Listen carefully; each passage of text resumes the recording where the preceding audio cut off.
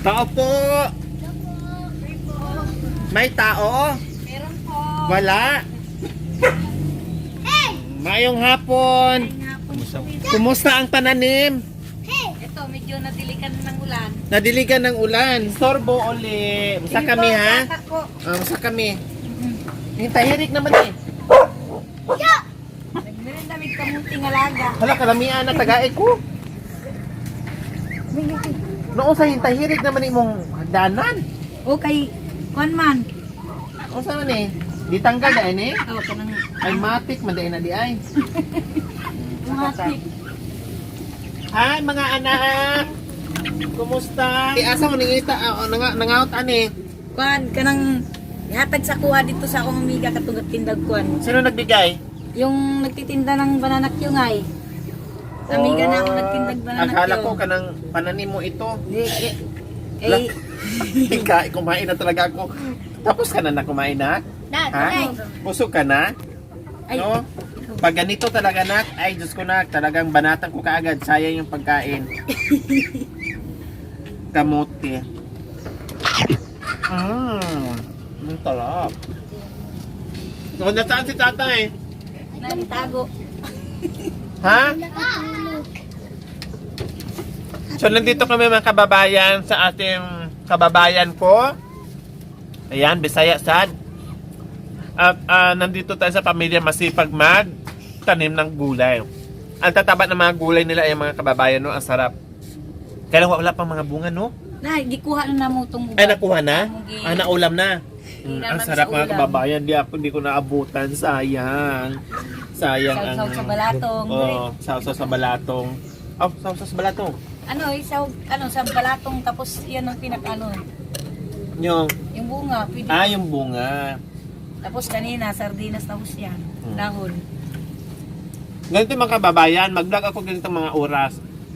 Kasi alam ko nagme-merienda yung ibang mga kababayan natin. Kaya, ang sarap, tag-ulan. No?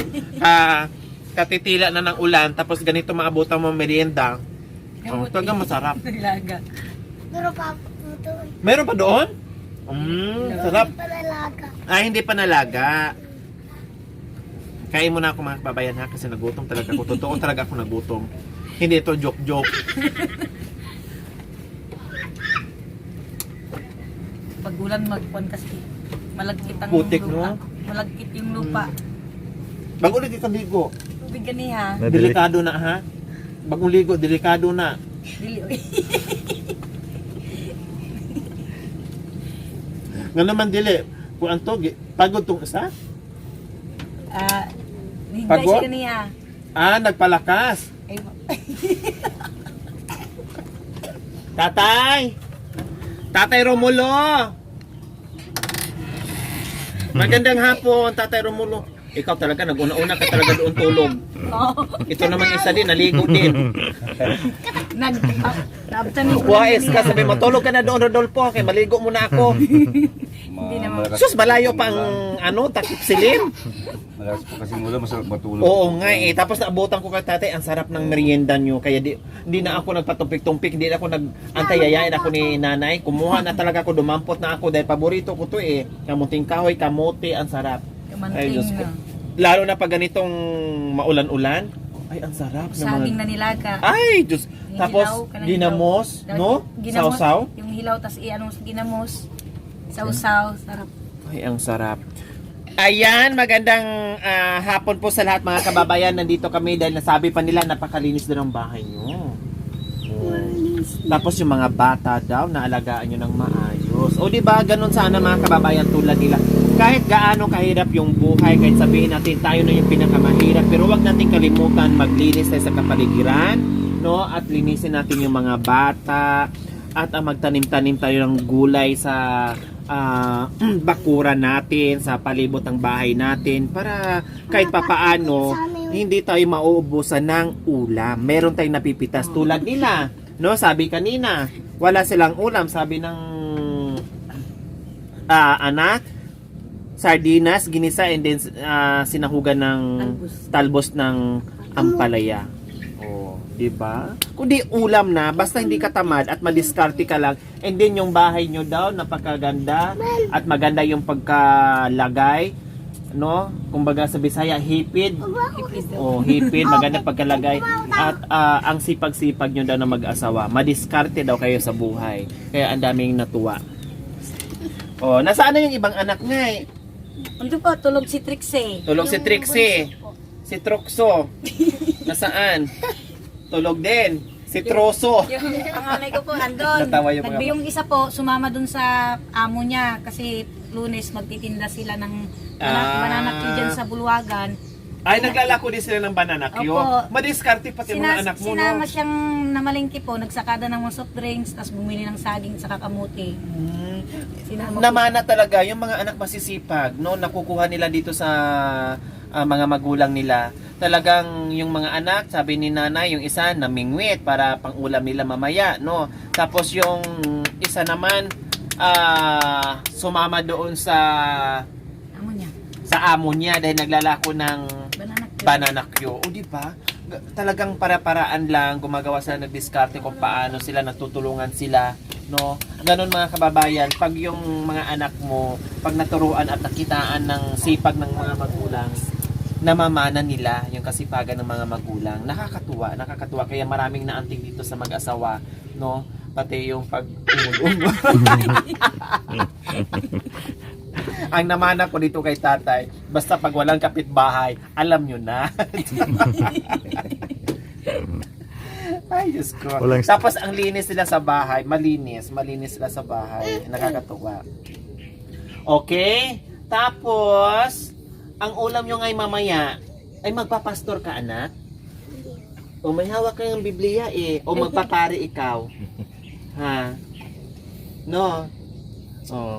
Anong ulam nyo mamaya, ate, kuya, tatay, nanay? Wala pa po.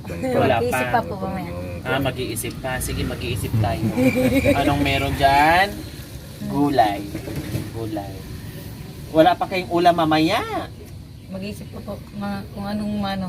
Sila ba minsan naisama nyo sa... Alam nyo naman minsan mga bata nagre-request ng mga ulam, gustong Opo. kainin. O Minsan. di ba nagre-request sila minsan? Sila ba minsan nadala nyo, nasama na kayo lahat sabay-sabay pumunta ng bayan at kumain kayo sa isang Hindi po, wala magandang pa. restaurant? Hindi pa namin nasa. Tulad ng Jollibee, Ay, hindi po. tulad ng McDonald's. Wala pa. Opo. Isa sa mga anak nyo hindi nakapasok? Kayo yung naman kami, siya. hindi pa po. Wala, hindi nyo nasama. May, ano po, wala kasing ano.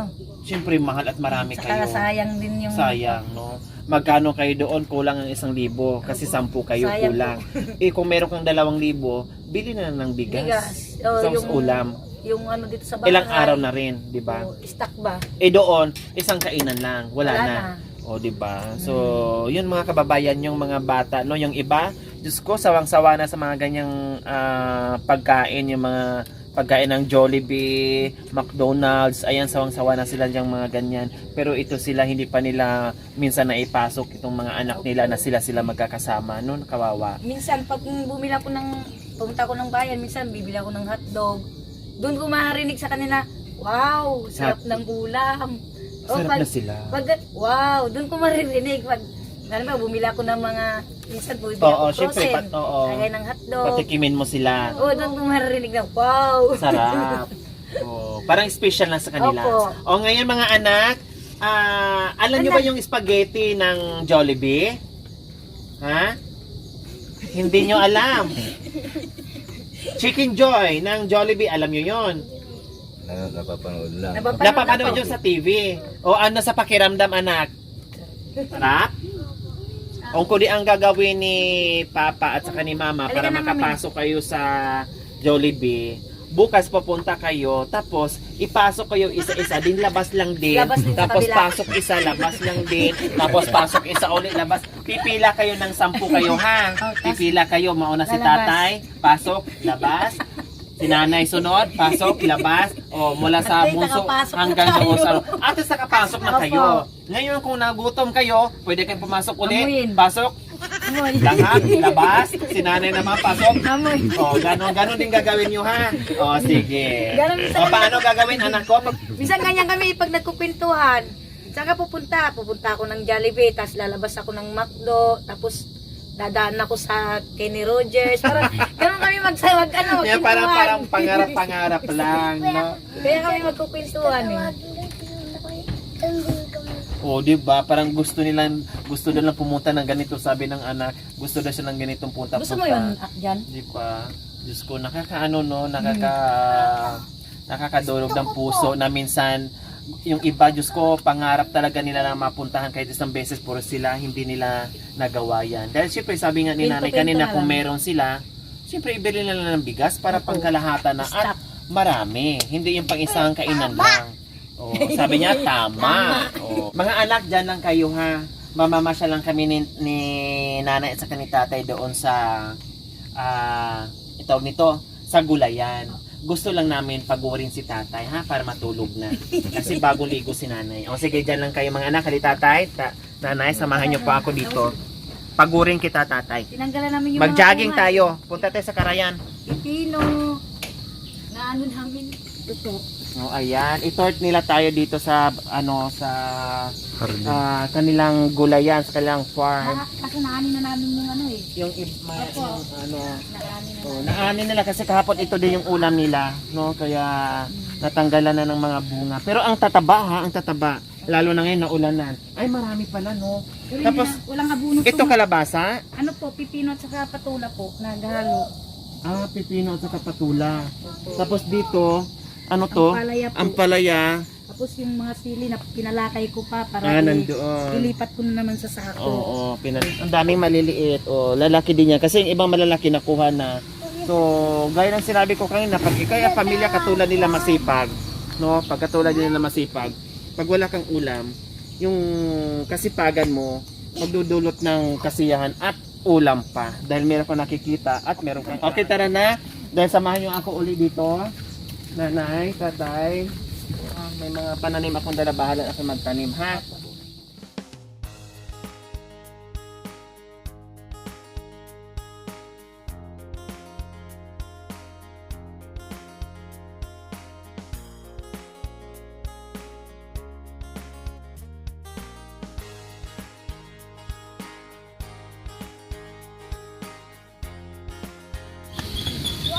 O bakit napapawaw kayo? Ano ba itong daladala namin? Fried chicken. Wow!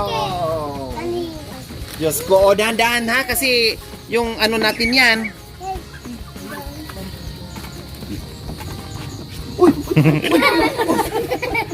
O baliktad, ano, imbes na paakyat kang papabalik man. Ay, Diyos ko, matik talaga ito. Ano, dito kayo anak ko. Dito kayo sa gilid. O, saan nyo ito nakikita, mga anak? Sa amin lang. Sa amin lang daw ito nakikita niya. Kailan yung huling kumain ng ganito? Kailan yon? Ha? Ngayon lang. Ngayon lang. Ngayon ang unang kain nila. Ngayon na din ang huling kain nila ng spaghetti. Okay, syempre hindi na natin patagalin, no? Dahil malayo pa lang tayo at nakatingin sila, nakasilip sila, gumagano sila, wow, gumaganyan na sila. Kaya ibigay na natin. O syempre, bago tayo kakain, pasalamatan muna natin yung blessings, no, na dumating sa atin. Salamat po, Panginoon, sa biyaya. Binigay niyo po sa amin. Amen! Sige na, kakain.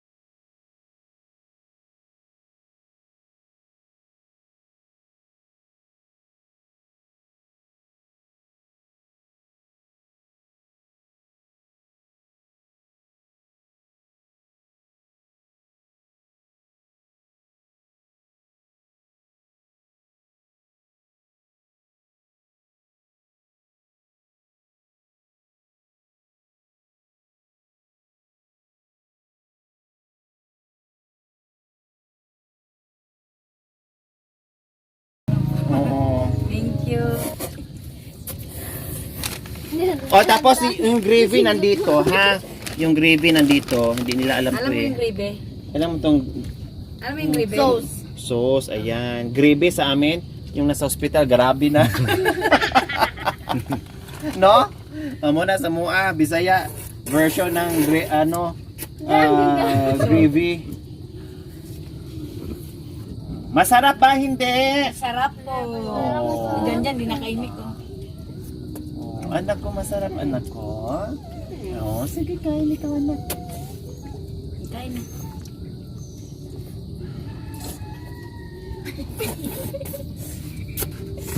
Nadadahan.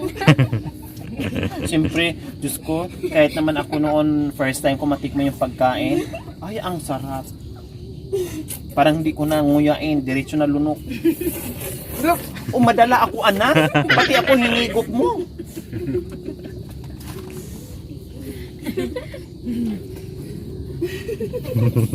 Mabulunan kayo ah. Ito may soft drinks anak ko. Pwede sila sa soft drinks. Apo.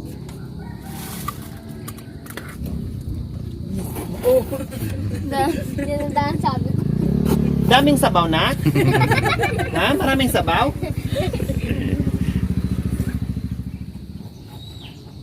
Dami kayong paminaw. Dali ago. Bilisan mo ubos kasi mayroon pa sila doon tapos tawid ka doon sa kabilang plato. Ay, Diyos ko. Saan may sabaw niya? Oh, parang may sabaw. Parang humigo pa ng bulalo ah.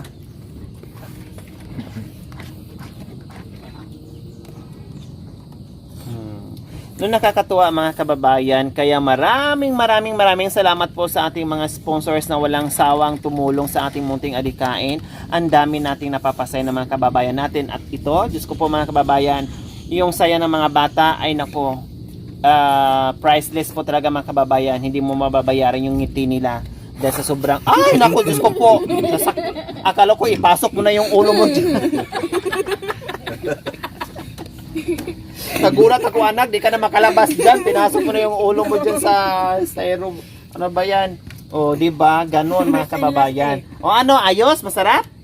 O, di ba? Ayan. Ganyan mga kababayan. Kaya maraming salamat po talaga dahil bata, matanda, ano, yung napapasaya natin sa araw-araw nating pag-iikot at paghahatid ng biyaya sa mga kababayan natin. Ulam yung mamaya. Buti kahit 10 pieces chicken.